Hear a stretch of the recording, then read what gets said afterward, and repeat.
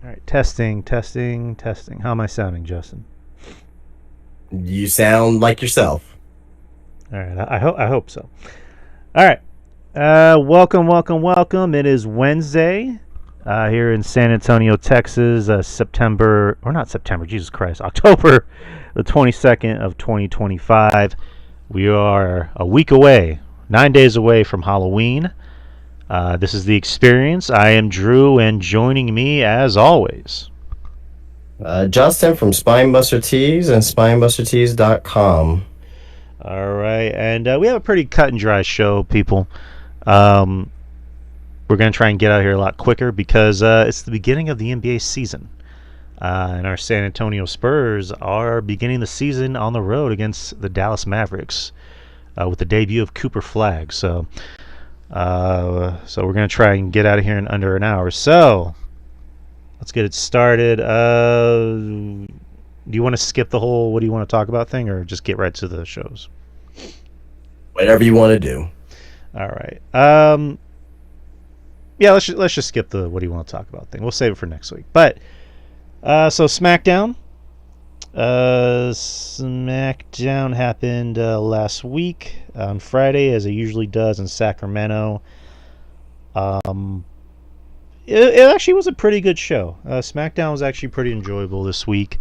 You had the return of Ilja Dragunov, who responded to the open challenge for Sami Zayn. And originally it was going to be The Miz, or I guess The Miz wanted to be the one who was the challenger. But then Carmelo Hayes took him out, and then Ilja Dragunov came out. Ilja Dragunov's been out for a year. So he came back, looked more like muscly, a lot more jacked, and had a new neck tattoo. So he came out and didn't skip a beat. Him and Sammy just had a fucking dope match. I love that match. Ilja can't have a bad match. That's our boy here. Sammy can't have a bad match either. It's one of those things. I saw a quote about Sami Zayn where he doesn't necessarily do anything spectacular in the ring, but he makes everybody around him look spectacular. In this case, you have Ilja, who's already fucking spectacular, and all Sammy is doing is just putting the icing on an already, delicious cake. So they had a really amazing knockdown, drag-out match. As you can imagine, Ilja is bumping like a madman. Sammy is just being Sammy, doing Sammy things. The only thing I wasn't nuts about was the ending where Solo caused the distraction, but I guess that kind of makes sense, going with the storyline with, Solo and Sammy and everybody else. Ilja gets the win. Ilja is the new United States champion, so good for him. Afterwards, Solo and the MFTs attacked Sammy and Ilja, which that's the part I didn't really like. I thought it really took away from the moment. But afterwards, MFTs interacted with White 6, so that sells that feud. Yeah, what do you think about Ilja returning and being the United States champion? Fantastic. Good for Ilya. This is one of the reasons why you need to just have a guy and just put a title on the guy and see where it goes. I mean, basically, SmackDown has a Gunther equivalent now on SmackDown in Ilja Dragunov, and I can't wait to see what he does with the title. I mean, he's gonna have great matches. The only thing is who you're gonna face him with, who you're gonna pair him with as far as in a feud. But outside of that, man, very, very damn good match, and best match of Sami Zayn's reign. And yeah, good stuff. Agreed. It's funny you mentioned that with Gunther, like he's essentially their Gunther. Um, between Ilja and Gunther, who do you think? I guess in your opinion, who do you like best? I don't have a preference. I love them both equally. Okay. No, I kind of feel the same way. Gunther offers a little bit something different. He's more of a kind of an old school, ground him and pound him, mat wrestler, or I guess a wrestler. Ilja is a little bit more fast paced and will just throw his body around like a fucking madman. In some ways, he's kind of like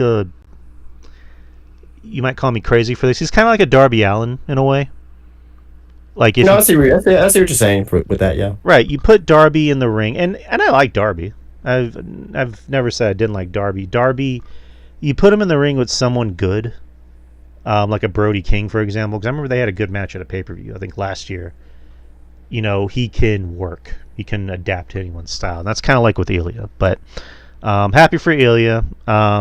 Like kind of like you, where it's just like, where do we go from here? Like, who are his matchups? Keep running back him and Sammy. Maybe him and Ray Phoenix. That'd be a nice match. Yep, absolutely. Nakamura, Absolutely. since Nakamura's Yep. back on TV. You know, Carmelo. You know, reignite that NXT feud. Shit, who else? I mean, Solo's probably going to get involved. Maybe some NXT call-ups. Maybe a Trick Williams on SmackDown. Who knows? Aleister Black. Fuck Aleister Black. Jesus Christ. Yeah, Aleister Black. You know, Damian Priest. There you go. So, but I'm happy for him. The show opened with Nick, which I don't know why I'm blanking on the last name. With Nicholas the Prickless, as Chelsea Green calls him, who announced that it was going to be Jacob Fatu versus Drew McIntyre. That was already announced last week, but it was announced as a number one contenders match for Cody's title. And then later on in the night, Jacob Fatu was attacked, and you saw his teeth, quote unquote, lying on the floor, you know, with blood. And then Drew McIntyre comes out cheesing, smiling like usual. And then, you know, he tells Nick, Nick Aldis, there you go. I don't know why I blanked on his name. I want my title match right now, blah, blah, blah. Cody Rhodes comes out, still dressed up, not in wrestling gear, which I actually thought that made sense, because I thought it would have been too convenient, where it's just like, I am ready to go in my wrestling gear, haha. Like, no, it's like, no, this is unexpected. Like, I'm going to kick your ass, wearing my nice shoes. Cody coming out a little bit more incensed, which I liked, by the way. Like I think I said it last week. When Cody has more fire, when Cody's more pissed off, I think that's where he's more interesting. And in this case, this feud with him and Drew is more interesting because he's pissed off, and Drew's bringing out something interesting in Cody that we haven't seen from him in a while since Kevin Owens. So I was thinking, are they gonna pull a swerve and have Drew win, maybe like a Randy heel turn, and he cost Cody the title? But Cody was so pissed off that he hit Drew with the belt, so they're going to continue it at Saturday Night's Main Event next Saturday on the 1st of November in Salt Lake City. So fingers crossed. Who knows what's going to happen? But other news, and I'll get your thoughts on this afterwards. So Jacob Fatu, it was announced that he was going to be missing some time for the rest of the year due to a non-wrestling related injury. Now it's being reported that he had dental work done and he's not cleared to wrestle. So that's why they did the whole thing where his teeth were knocked out. So it looks like he'll still miss some time, obviously. I don't know how much time, but I doubt it'll be till the end of the year. But overall, what were your thoughts on the whole Jacob Fatu thing, and also the main event with Cody and Drew? Pretty fun main event. To your point, it would be too convenient if he comes out, in his gear or whatever. But they told they're telling a story with this, and I really don't know if it's like, a lot of people are saying, Drew McIntyre attacked Jacob. Well, I don't know. That's for sure. You know what I mean? I don't know if that's for sure. I mean, it could have been someone else, possibly. You know what I mean? I thought it was a good main event, and a good step for a potential story coming back with Jacob Fatu. So, right, and hopefully this does lead to maybe a Drew finally getting rewarded for having such a great year last year, because it's like, I don't know. Like, I love Drew. I really hope he does get something, because it's like what are we doing? Like, what are we doing here? You know what I mean? And Cody doesn't need the title. Like, Cody's fine without a title. He's still over, and it's kind of like the thing with him and Kevin Owens this year, where you could have easily just given the title to Kevin Owens and had him run with it for like a month. and then give it back to Cody. But I don't know.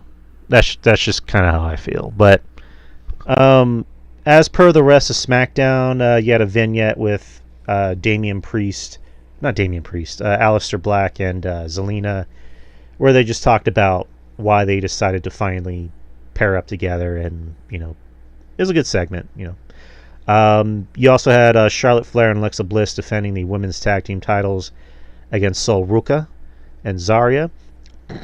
Yep. Almost called her Mariah May. Blake Monroe was at ringside watching the match. I don't know. It's one of those wrestlers being dumb things where why is Sol Ruca paying more attention to Mariah May than the match, or Blake Monroe than the match? It's not like she actually did anything. She was just there, and then Sol's like, "What are you doing here?" And it's she's literally didn't do anything. I thought she was actually going to hop the rail and do something, but she didn't. But Charlotte Flair won the match for her and Alexa by putting Sol in the figure 8. Sol tapped out. Sol got hurt during the match. I'm not sure. Did she get hurt during the figure 8, or where did she get hurt exactly? Maybe the Soul Snatcher. I don't know. Okay, so just to kind of fast forward to our NXT review. So Sol Ruca announced that she did get hurt, obviously on her knee. I believe that's the knee that she got hurt with before, or she got hurt before. I'm not sure. So it was announced that she was going to be missing some time, but instead of relinquishing the title, Zarya will take her place as the Women's North American Champion in her honor, and wrestling Blake Monroe this Saturday. So I thought that was interesting. Instead of just relinquishing it, Zarya is going to defend it in her honor. Kind of like when Booker T was the United States Champion and he had guys wrestling for him against... Or no, I think he had Randy Orton wrestle for him against Benoit at a pay-per-view. And then when Orton won, Booker T was celebrating like he won. So, but sucks her soul because she had a really good year and she was one of the brighter spots in it. I don't want to say one of the brighter spots because NXT is generally the better show, but she always had the funner matches, and she's over, and it sucks. But when she comes back, she's done it before and she'll do it again. So, but it does suck for Sol to get hurt. I don't know if you have any thoughts on that. No, you covered it. Okay. Anyone in the chat have any thoughts on Sol Ruca getting hurt? Leave your comments down below, especially in the YouTube chat. We talked about Ilja. The Motor City Machine Guns wrestling Los Garzas. Motor City celebrating their 1-year anniversary in WWE. Good for them. And they beat Los Garzas, so we got that. And that was basically SmackDown. SmackDown, again, good show. Really good show. One of the better... I don't want to say the best SmackDown of the year, but one of the better SmackDowns in a while. I'll say that. Alright, so we're going to move on to Raw. Saturday Wrestle Dream happened. I know that. I didn't watch it because I don't think I was home. I know... I obviously saw a clip of what happened in the main event with Darby and Moxley, where Sting came back and he had white hair. And then Moxley's dumping his head in a fucking fishbowl. Because... Yeah. We didn't preview it, so... I don't think we should bring it up. But, alright. So let's go to Monday Night Raw. Hold on. Some weird noise in my headphones. All right. Monday Night Raw. So the show opens with Braun Breaker, or the Vision. Braun Breaker, Bronson Reed, and Paul Heyman. Braun coming out with the World Heavyweight Championship that he didn't win. He actually took from Seth Rollins. And Paul Heyman pretty much saying that we're bigger than you. You're a bum arm. He called Seth a bum arm bitch. And that we're the revision of the future. Or no, bum shoulder bitch. That's what he said. Adam Pearce came out, announced that there will be a battle royal to determine who will face CM Punk for the World Heavyweight Championship at Saturday Night's Main Event on the 1st next week, or next Saturday. and telling Braun Breaker you need to hand over the World Heavyweight Championship. Braun Breaker refused, and then gave it to Paul Heyman to give to Adam Pearce. Braun Breaker and Bronson weren't even in the match, so I was a little dumbfounded by that. But let's skip it to the main event, because obviously there's a lot to talk about with there. So the winner of the Battle Royal to go on to face CM Punk, and if anyone can tell by watching the on the YouTube channel, by seeing in the thumbnail, it was Jey Uso. So Jey Uso will be wrestling CM Punk at Saturday night's main event. Not LA Knight, which logically and storyline wise that would have made more sense, because LA Knight's whole thing is I want to be world champion. I never got my world title shot against Seth Rollins. I mean, even AJ Styles, like for nostalgia reasons, that would have been fun. He just had the big match with Cena, and he's even going on a retirement tour. And then he just won the tag team titles, which we'll talk about that in a bit. Or even Dominic. Dominic would have at least been fun. But Jey Uso, which I don't understand the Jey Uso thing. Like, obviously we know how the match is going to end. The match ended on Monday with Jey eliminating both Jimmy and LA Knight, and Jimmy looking pissed off at Jey. So we kind of already know where this Jey thing is going. But to do it for CM Punk's World Championship win, I don't like it. I don't like Jey as a contender for CM Punk. The match is gonna be what it is. There's gonna be a lot of gaga. LA Knight, WWE almost seems like they just want to give him a little and take everything away. Like, the guy's over, give him something, give him a world title match. I'm not saying put the title on him, even though I don't think a lot of people would mind that. But I don't know, Knight and Punk would have been a better matchup. Like I said, Styles would have been fun. Dom would have been fun. But of all people, of all people, Jey. And also this doesn't mean anything. I don't think WWE gives a fuck. At the end of the day, WWE doesn't give a fuck. But like, on their YouTube channel for the match, it got over 69,000 dislikes and 10,000 likes. So obviously people are not happy about this. The people in the arena that pay money to go to these shows, that like pay an arm and a leg to watch these shows, they're happy about it because they like Jey Uso. A fucking mother gave her newborn child, handed over her newborn child to the Usos when Jey was making his entrance. So they obviously care because they're the one paying money. But like, it's not a good choice at all. It's bad. It's really bad. You could have given it to anyone else I named, but instead you gave it to Poochie the talking dog. Like, I didn't like it. I don't like it at all. But doesn't matter what I think. But what'd you think about it, Justin?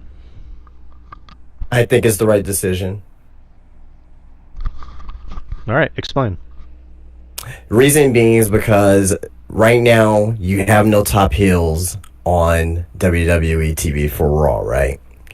So I, in the past, was thinking, okay, well, they're not going to turn Jey Uso heel because of the mayor or whatnot, but I think they may end up actually doing it. Now, that doesn't result in him winning the title, but I think they may do it temporarily to just fill a void that Seth is not going to be there. Would I rather have Braun Breaker be in this situation? Yes, 1,000%. I'd much rather have Braun Breaker there.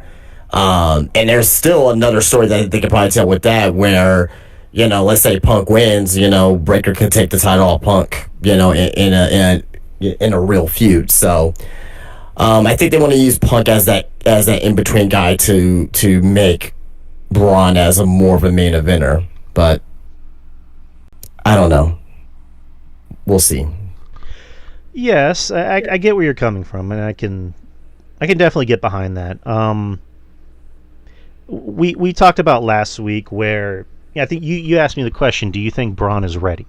And I was like, I said straight up, like, no, he's not ready. And I think putting the title on him this quickly would not be good for him.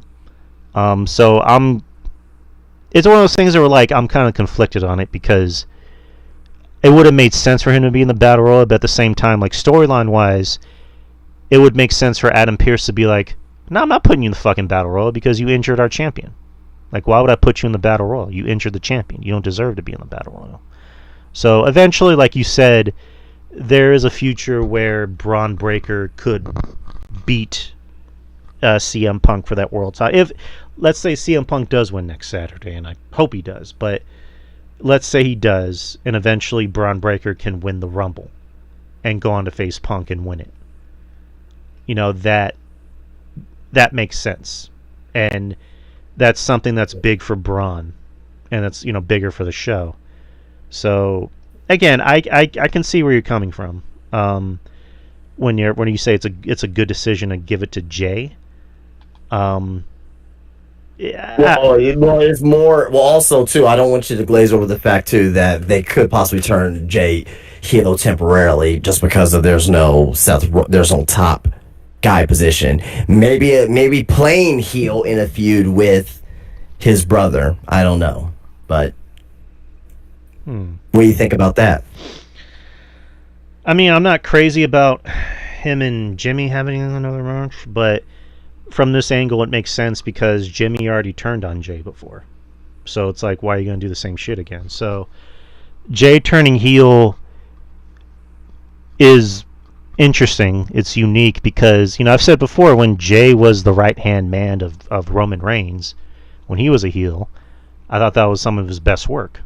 That was some of his best character work and some of his best in-ring work. So I think if he turns on his in-ring work wasn't anything different than it is now. It's just that he's just, you know, it's the same thing. It's you know, brawling super kicks. The in-ring work was not different than what it is today. Okay, but yeah, that's where I liked him best personally for me. So him beating up Jimmy, let's say, and you know, it's not till next week, so we're not gonna do predictions. But like, let's say, you know, in the match, Jimmy comes out and like inadvertently costs Jey the match, which makes more sense.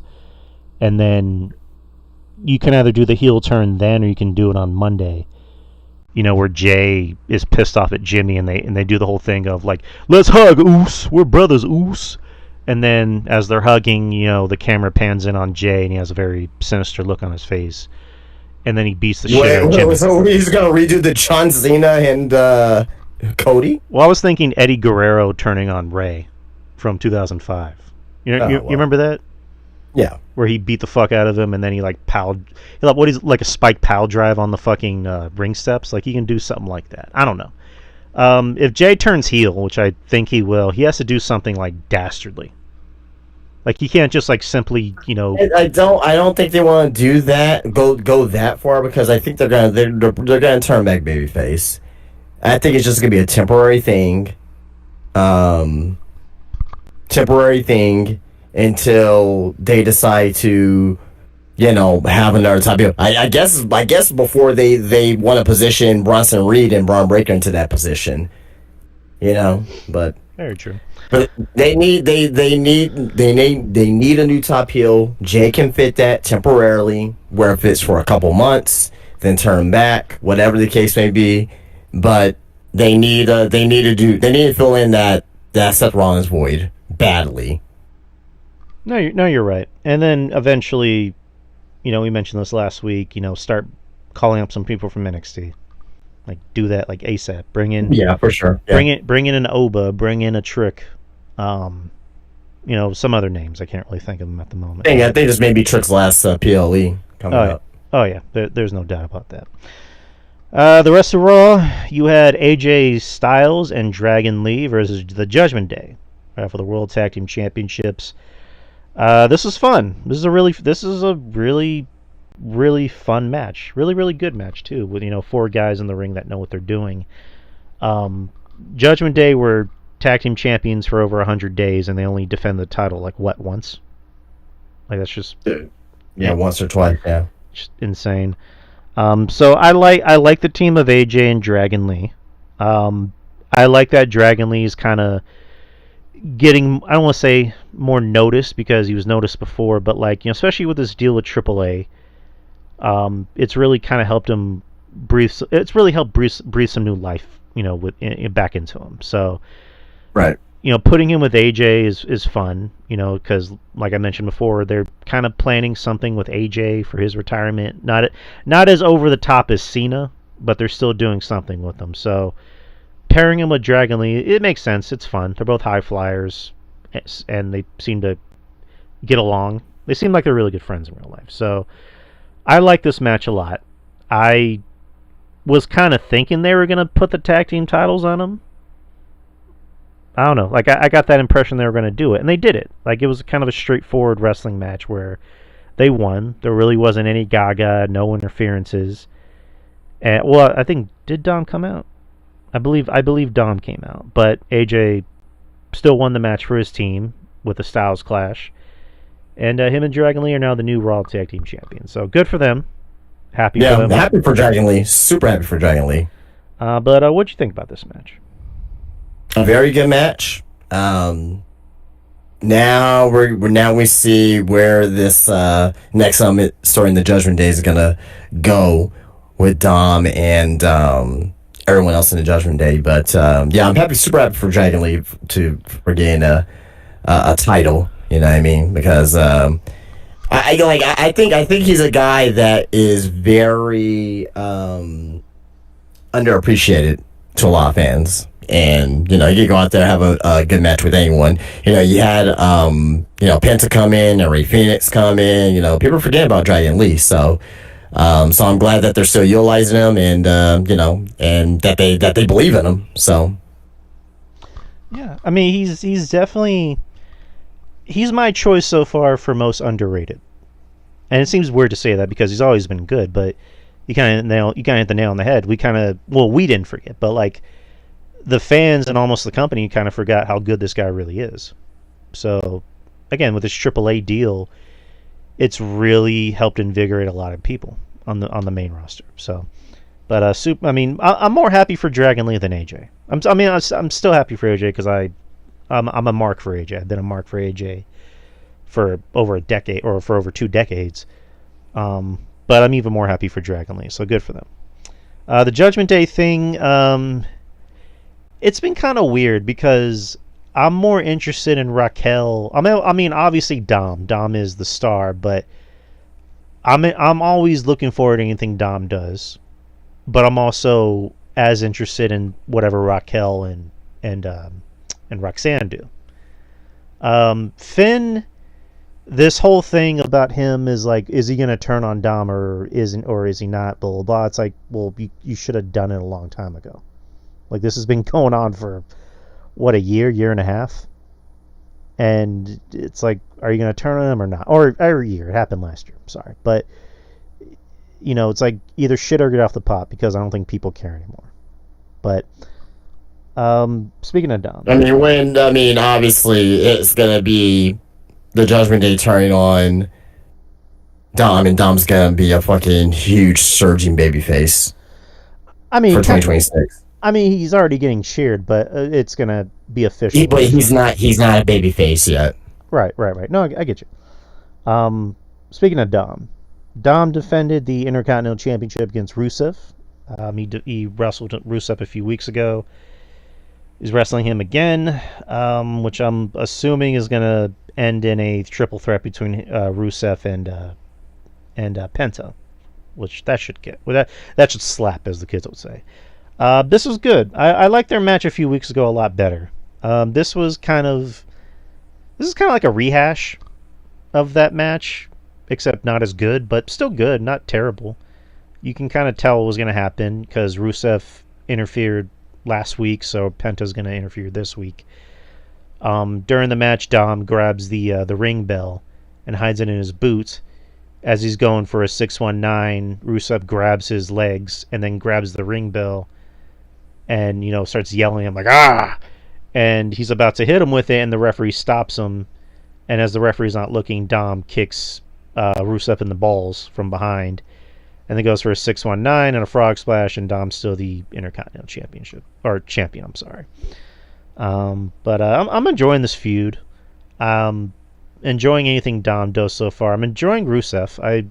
Ever since Rusev came back to WWE, I think a lot of his segments are the better of the segments. I like the fact that he's just a kind of his whole character is very easy. It's like I'm angry. I want to. He's a bully. Yeah, Yeah, pretty much. yeah. Like I like the fact that he bullies anyone. Like it doesn't matter if it's a heel or a babyface. Like he's bullying Dom, and he's like, I'm gonna. As I say in the past, again, I'm sorry, heels are supposed to hate heels.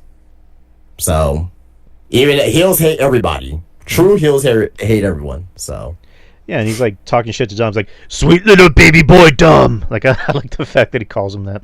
And I don't know if it was this week or last week where like Rusev's backstage, and you see Dom just like creep up on the other side of the camera, and then he slowly backs away like he's in Looney Tunes or something. So right. I thought that was funny. But what happened next? Women's Intercontinental Championship. Yeah, Maxine Dupree versus Becky Lynch, which ended in a DQ after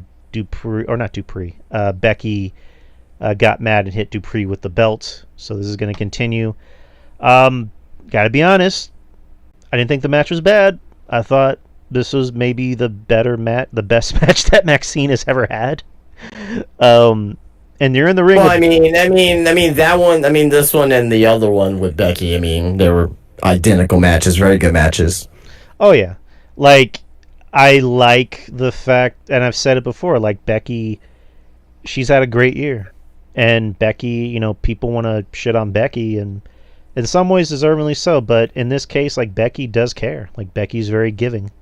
She shouldn't. Her heel run has kind of like refreshing life into her career, I think. Oh yeah, agreed. She's been really damn good as a heel. Yes, I second that. If anyone chose her as the best female wrestler of the year, like I wouldn't argue with you. I might choose someone different, but I wouldn't argue with you. Right. I like as mentioned, I think she's very giving in the ring, especially with Maxine here, because I wouldn't be surprised if this is her call, where she's like, I want to wrestle Maxine. I've already wrestled everyone else. I want to wrestle Maxine because, she has a future. She could get better. I can make her better. And, I can make her faster, stronger. And, it's funny, last year, I think it was last year, where there was a whole thing with Maxine of, she got booed out of the building, and I was like, listen, if she gets better, I'll say that she got better. And she's looked really good in these matches with Becky, but then again, the key denomination has been Becky. So, but the match, like you said, last week and this week, they've essentially been the same thing, but Maxine's looked pretty good in them. And it tells a good story of Becky not taking Maxine seriously. Because she got herself counted out because she was talking shit the whole time. And then in this match, Maxine was getting her. Like she almost had her bacon. And it pissed off Becky so much that she got the belt and started hitting Maxine with it. So obviously the third match is either going to be a gimmick match or like a straight up wrestling match where Becky has to win. Like I think it'd be interesting if Pierce was like, listen, if you get yourself counted out or if you get yourself disqualified, I'm stripping this belt off of you. So that way Becky can kind of take the match more seriously. But and we'll talk about the segment with Paul Heyman after which. So, what'd you think about this match? I mean, kind of what I said already. I kind of compared it to their last match. I thought it was very good. Becky's amazing. Maxine shows that she cares as well. I mean, we'll see. We'll see how they continue to build Maxine from here. But definitely liked it. Yeah, agreed. After which, Becky's doing a backstage segment with Paul Heyman, where Paul Heyman is doing his usual shtick, try to make it seem like he's not really the bad guy. And then Becky ends up cutting what I think is probably the best promo I've ever seen her cut. To me, this is just my opinion. Where she pulls in Paul Heyman and just says, I've never liked you. I've never trusted you. My husband didn't trust you. But he prepared, whenever you're going to turn on him. So I want you to be afraid of my husband. He's not going to kill you when he comes back, but you're going to make him wish that he did kill you. So I like that. I liked how it seemed more real. I liked how they actually like storyline continuity is what I love about this current, booking of WWE, because in the past they would have ignored this for some reason. But now it's like that's her husband and Becky was a part of the vision. So I like the fact that she confronted Paul Heyman, and she's still a heel, but it's like she's going to choose her husband all day, every day over anyone. Right. And naturally everyone hates Paul Heyman because, Paul Heyman's Paul Heyman. So I really like this segment. I like this. I mean, I don't know if you'd call it a promo. It's more of a segment, or I guess you can call it a promo and a segment. But I mean, it's a backstage, segment. Yeah. Yeah. But I liked it because it makes everyone in the room. It makes everyone in the segment seem smart and not like dumb, oblivious heels or baby faces. But what did you think about the segment with her and Paul Heyman? It was really good. Really good. It would have been kind of awkward if she didn't actually have a face-to-face with someone of the group. So yeah, I definitely enjoyed it. Becky is she's one of those people in WWE that's underappreciated. When you're there for that long, you become underappreciated. So yeah. Agreed. Next is you got Stephanie Vacour versus Roxanne Perez. This match wasn't as good as it probably could have been, but obviously they're going to continue it because Nikki Bella, the avenging babyface Nikki Bella, came out and aided Stephanie from getting beat down by Raquel and Roxanne. Stephanie won, by the way, but yeah, the match wasn't that great. I thought they had a better match in NXT. I think they can have better matches in the future, but this match wasn't terrible, but it could have been a lot better.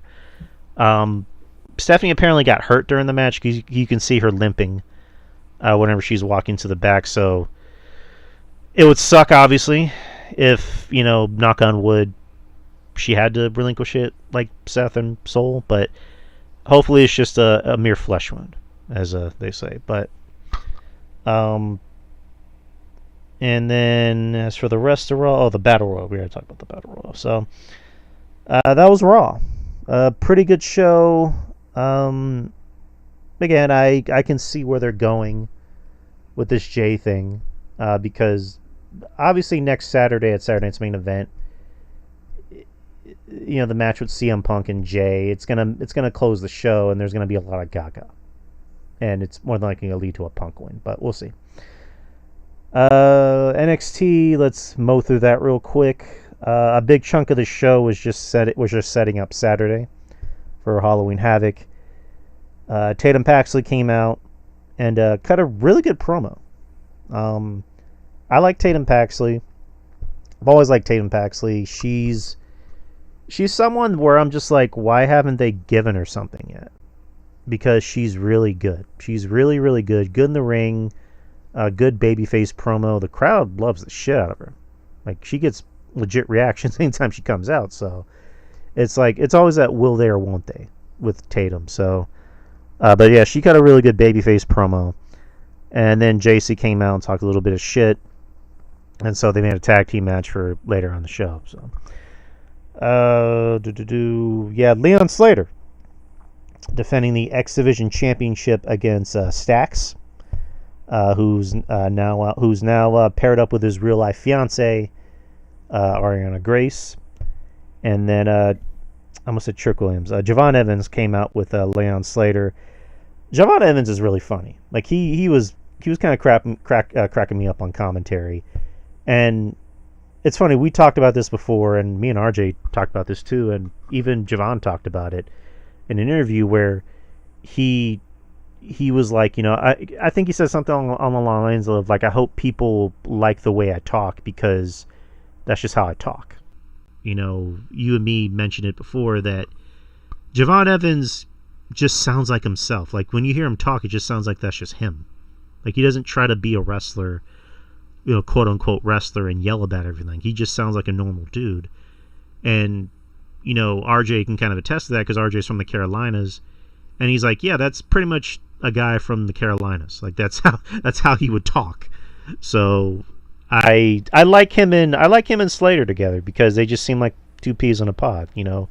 Slater is a dude from London, and Javon's a dude from the Carolinas, and they just seem to mesh well together, like in ring work and also personality wise. So, love seeing them on TV. And then Stack. Speaking of seeing on TV, I haven't seen him in a while. I also haven't seen Tony D'Angelo in a while. Like, have you heard anything about Tony D'Angelo? Like, did he get hurt or did he get fired or what happened? I don't. Well, he didn't get fired, but rumor he was supposed to come up to the main roster, but maybe to one of the guys to join the division. But that's obviously not gonna happen. Like I mean, rumors like with him, and he was along the lines of like him and Ethan Page and Ricky Starks, and now Austin Theory. So. I mean, they're gonna find a space for him for sure. All right. I don't know. I like Tony D'Angelo. I hope they find something for him. Yeah. So Leon Slater and Stax, fun match, fun TV match. I like the idea of Slater defending the X Division title on NXT more against talent to kind of get him noticed. And again, this was fun. I can't really say too much about it. Slater won with his 450 splash, and yeah, that's about it. Do you have any thoughts on that? Nah. Okay. The Hardys, Matt and Jeff Hardy, did a segment at the Hardy compound with Senior Benjamin, Matt's wife, and then Matt's kids, his 4 kids, since he loves popping out them kids. They cut a promo talking about Dark State, and then they dipped themselves in the lake of reincarnation, and now Matt's back to being broken, and Jeff is Brother Nero again. So this Saturday at Halloween Havoc will be a Broken Rules match. Not a Hardy compound match, which I thought that could have been a lot funner, but no, a Broken Rules match. So Matt gets to be broken, like actually broken, not woken. He gets to actually play the broken character on WWE television, like he wanted to, almost a decade ago. So I was kind of happy to see this. This was fun. It's kind of like a nostalgia. It seems weird saying nostalgia because it was 8 years ago, but like, it's member berries. No, people, do you believe it or not, there's kids that'll be like, "Oh, that's nostalgic," and it's like from like 5 years ago. I'm like, what? People are now like, there's like kids who are like 18, 19, be like, "Oh man, that pandemic, man, 2020, that was so nostalgic." I'm like, what? It's 5 years ago. What are you talking about? But yeah, it's like Adam Cole Bebe is nostalgic, or Baron Corbin is nostalgic. It's like, what? But yeah, I'm happy for the Hardys. The Hardys are still the Hardys. They're still over like Rover anywhere they go. They were here. They were here last weekend for Big Texas Comic Con. And from what I heard, their lines are long, but they're like super. From what I heard, they were like super cool and like really interactive with everyone. How do you feel about Broken Matt Hardy and Brother Nero actually getting to be on WWE television? They were on WWE television. Well, I'm saying like their actual like take on the Broken characters, not WWE's take. I mean, what I mean is Matt's version, like the version Matt played. I'm happy. Okay, all right. I mean, it's the same thing as we got from WWE and TNA and AEW, and I love the characters. So I'm glad that they are going to be doing it at Halloween Havoc.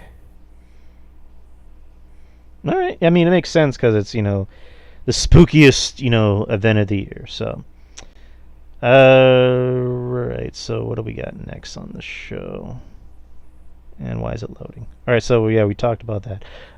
You had Zachary Wentz wrestling Jasper Troy in a tournament to determine who will face the WWE Speed Champion.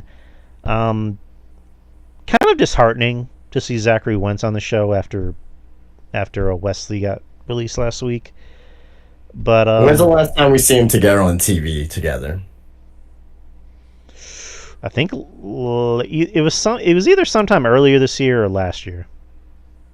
I mean, we've seen Zachary Wentz on TV without Wesley. I won't say for a while now, but for at least a little bit because he's made NXT appearances without Wesley being involved. I know, but it's just like because of what happened last week. You know what I mean? I get it, but you know, I'm pretty sure he's sad about it too as well. But life goes on. You gotta be a professional. Yeah, true. It's just I generally like both of them, but yeah, Wentz versus Jasper Troy. These speed matches are what they are. We kind of know what we're getting from them, but it wasn't bad. But Jasper Troy won with the Black Hole Slam, so now he's Abyss apparently. But I'm not the biggest Jasper Troy fan, but anywho, he won. We already talked about Soruka. You had Axiom versus Sean Legacy in another tournament match to determine who will face the Speed Champion. This was fun. This is really fun. I like Axiom. Sean Legacy kind of has a very interesting look. And these two really good. He's building jacked. Yeah, he's built. He's kind of like Buddy Murphy, somewhat, except maybe a little bit more athletic. But yeah, these two kind of killed it for a what is it, like a 3 or 5 minute match? Yeah, 3-minute match. Yeah. Yeah, and like they literally like ended it at like 3 seconds. When Axiom went for the pin. So it was a lot of fun. Like I do like these speed matches. They're fun. You kind of know what you're getting out of them. But yeah, Axiom will face Jasper Troy next week to determine who will face whoever the Speed Champion is now. Who is the Speed Champion right now? For the men? Yeah. El Grande. El Grande. All right, cool. That explains why Americanos were ringside. So, anyhow. What do we got next? Yeah, Hank and Tank versus OTM. OTM returned last week. They got the win. I was happy to see OTM back. I think they're an interesting team because they have a good look. They're not bad in the ring. They're not bad on promos. It's just I don't know what Shawn Michaels is seeing that we're not seeing, where it's like we want to push him to the next level. So I think they can get. I think they can get as far as they can take themselves there. So, but yeah, sky's the limit on them. So good for OTM. And then the main event the main event wrestling match, because there was a main event segment. The main event wrestling match was the Calling. You had Tatum Paxley and Izzy Dame versus Fatal Influence, which was not the women's champion, but Fallon Henley and who's the other girl? I forget her name. The other girl's gone. Not it's JC. Yeah, not Jasmine Nix. Lainey Reed. There you go, Lainey Reed. Yeah. And this was fun. Lainey Reed, they really do like her because before I even knew who she was, this girl was already on television like every single week. I had never even heard of the girl until she was like constantly in segments with like bigger name talent. So they clearly like her. They want her to be a thing. And I'm not even saying that as like to sound disparaging. Like I think she's very talented, and it was kind of perfect timing. Whenever Jasmine Nix, decided to, or I guess WWE decided not to renew her contract, where it's like, well, we have somebody, I guess, better and more committed to it. So good for Lainey. And I was kind of surprised that Tatum and Izzy lost the match. I would have figured that they would have won to kind of give them some more momentum going into this Saturday. But afterwards, Tatum ended up taking out all of Fatal Influence by herself. And yeah, I mean, cool for her, I guess. But again, love Tatum, love Tatum. And then the end of the night, you had the contract signing between Ricky Starks and Trick Williams, which, obviously Ricky was Ricky, as you can imagine. He cut a really good promo, pretty much saying that, I had to bust my ass, telling Trick Williams, you would have folded in the Indies, just like one of your shirts. And Trick being Trick saying like, it has a feel, grinding on the Indies, and I only had to do it in 2 years, like just doing the typical heel shtick.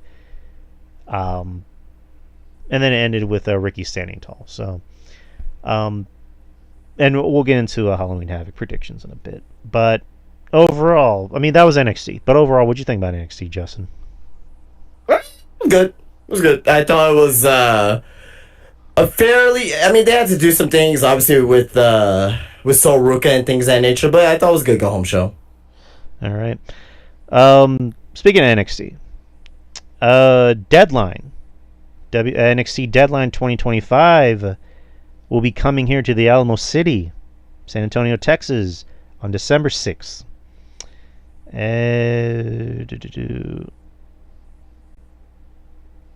All right, so I got the news right here. All right, so Fightful Select reports that the Deadline will be held out of San Antonio, Texas, on Saturday, December 6th, according to internal WWE documents.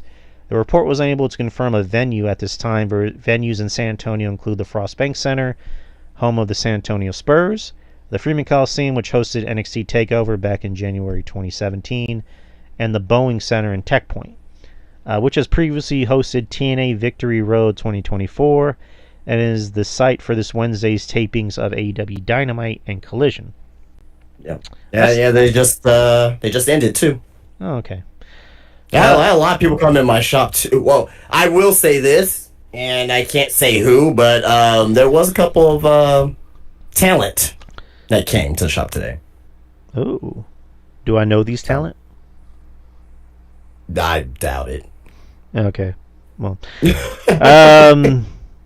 right. Do you like Ring of Honor? Anyways, so Justin, how do you feel about Deadline coming to San Antonio? Great. All right, I might go if I'm able to go. I'll go. Are you going for the $500 tickets? I hope they don't do that for NXT though. Like NXT. Yeah, I don't think so, but yeah, I think they should be fairly fair for it. But I don't know. It's a pay-per-view, man. Yeah, true. I mean, if it's at the Boeing Center, I can't imagine it being that much, but I don't know. We'll see. And then, since I already had the news up, WWE announces Money in the Bank will be in New Orleans next year, September 6th.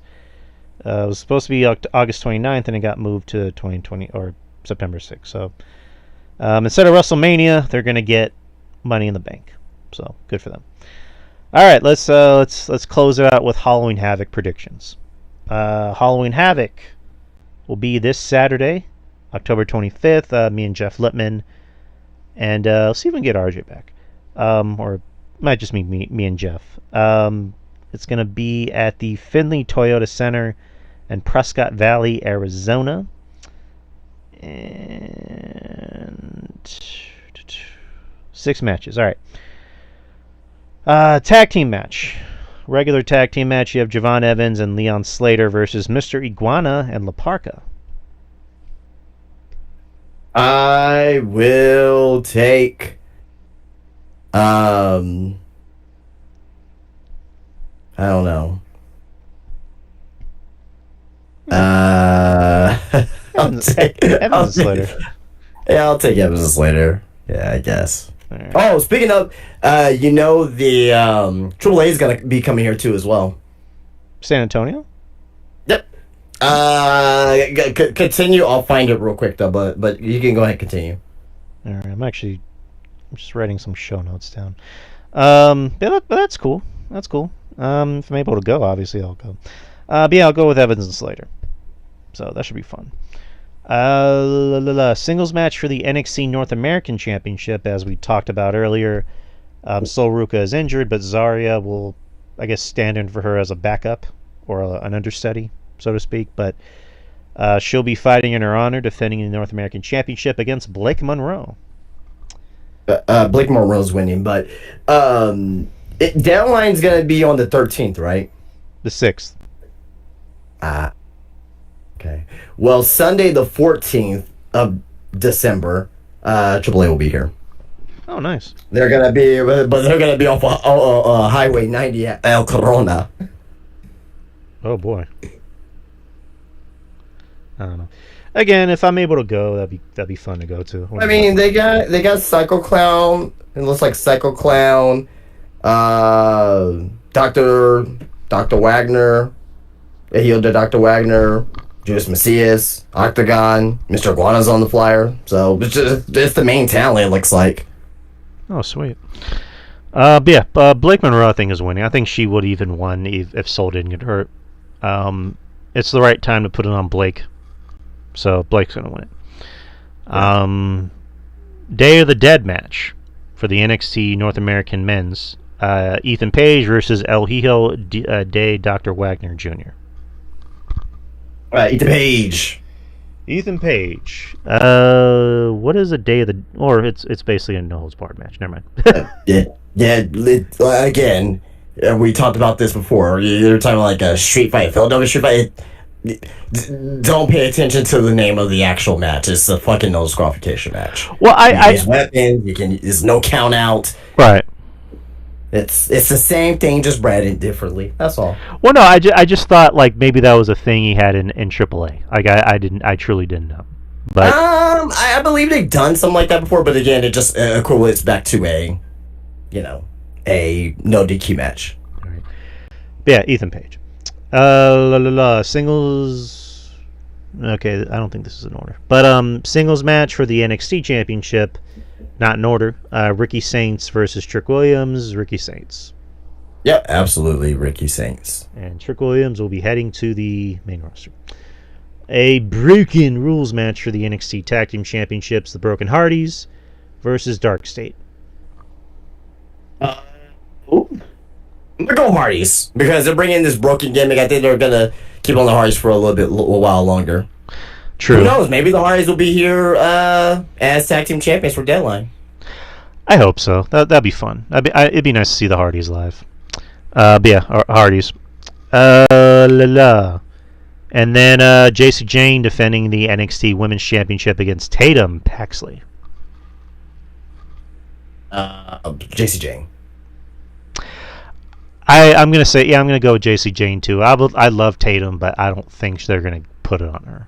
Not yet, at least. Yeah, I mean this whole thing with Izzy. I think Izzy might fuck her over, and it's gonna lead to Izzy versus Tatum, and then eventually there is a future where Tatum can be a women's world champion, even though it's kind of taken longer. But I think she can be a women's world champion, just not right now. Let's not go crazy. I will say North American champion first and see how she does with it, then advance to the NXT Women's Championship. But I don't really foresee her being that quite yet. Okay. But again, but yeah, that's Halloween Havoc. This Saturday, me and Jeff will be covering it like we've been doing with all these NXT shows. It's either just going to be me and him, or we might see if we can add a third, but more than likely it'll just be me and him. So look out for this Saturday, me and Jeff Lippman. But that's the show, people. We promise we're going to get out of here in an hour, and it's already about to be an hour, and the game's about to go into halftime, so perfect timing to end the show. Twitter X, DY Experience, YouTube channel, of course. We actually gained a few more subscribers at 169. And you can find were we at 169 already though? Yes, sir. No, I'm saying weren't we there already like last week, or is it? I think it was 167. Then it grew to a couple more. So. Oh, okay, gotcha. Okay. Well, good. Let's see. You can find the show anywhere that podcasts are distributed, like Spreaker, which is our home base, Spotify and iTunes. Leave a comment on iTunes if you feel free to, and of course the YouTube channel, like I just mentioned. And we also have a supporters club thing on Spreaker, so sign up for it or don't. it's $3. It's $3 a month, people. But tell the people what kind of content they'll get with the $3 a month. You'll get feet pics. I haven't decided from who, but you'll get feet pics.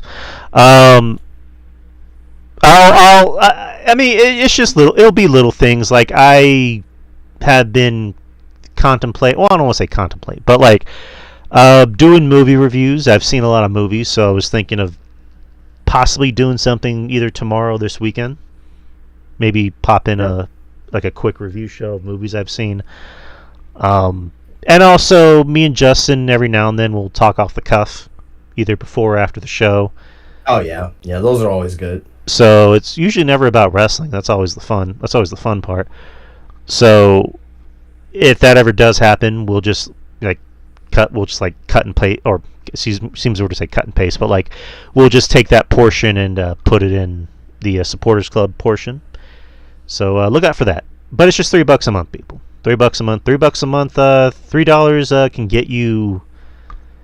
I don't know what can $3 get you nowadays. You get some snacks from Five Below, because I'm there every day. or QT. QT's got some good snacks. Or QT, yeah, maybe. I don't know if it's good for a slice of pizza, but you get a hot dog from you go to Walmart and they have those maybe sandwiches and stuff like that. You get a hot dog for $1.50, 2 hot dogs. Nice. So I do love hot dogs. You get a couple things. You get a few things. But what else was I gonna say? Yeah, that's about it. Friendly neighborhood marks with me and RJ. I need to text him. I always say I need to text him money, and then I don't do it. But I'm gonna text him after I get off and see when our next show is. I need to text Ruben to see when our next show is.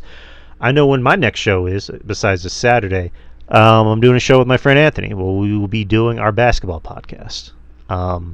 Haven't decided on a name just yet. I had a name, but then I kind of realized it was a little hokey, and it was a little too tied to the experience. I literally had the name experience in it. So I'm trying to think of something different that's more related to basketball and also Spurs. So, but yeah, me and him will be recording this Sunday. It won't be live. It'll just be a pre-record. But it's, me and my friend Anthony, and it's gonna be a weekly show. It's not gonna be every day. It's more so just gonna be a show at the end of the week, just talking about the week of the Spurs and also other news in the NBA. So look out for that when it happens, or whenever it does drop. So, and that's enough out of me. Justin, tell them about Spinebuster Tees. Yeah, Spinebuster Tees, spinebustertees.com, where you guys can go and get yourself a wrestling T-shirt shipped out to you, and it'll take about a week and a half to get out there to you, and you'll be able to support. $20, only $20, $19.97 actually on the website, $19.97 on the website. But that's spinebustertees.com. But you can also visit my Instagram, spinebustertees, on Instagram, where you can keep up with me and see what I'm doing. At Spinebuster at Wonderland of the Americas. You can come in and get yourself a T-shirt, Funko Pop, action figure. Now I'm selling tumblers. Which is very, very cool. People seem to enjoy those so far. Lucha mask, trading cards, autographs, vintage magazines, literally anything you can think of as far as a pro wrestling fan, you'll be able to get it. So, but that's Spinebuster Tees at Wonderland of the Americas, Spinebuster Tees on Instagram, and spinebustertees.com. Yes, sir. All right, people. We will be seeing y'all this Saturday for Halloween Havoc. And me and Justin will be back next week for the experience, where we'll be talking about Halloween Havoc, and we'll also be talking about Saturday night's main event. So, and also, next weekend, next Friday is Halloween. So, I don't know. We'll do something. We'll think of something Halloween related to do. I don't know.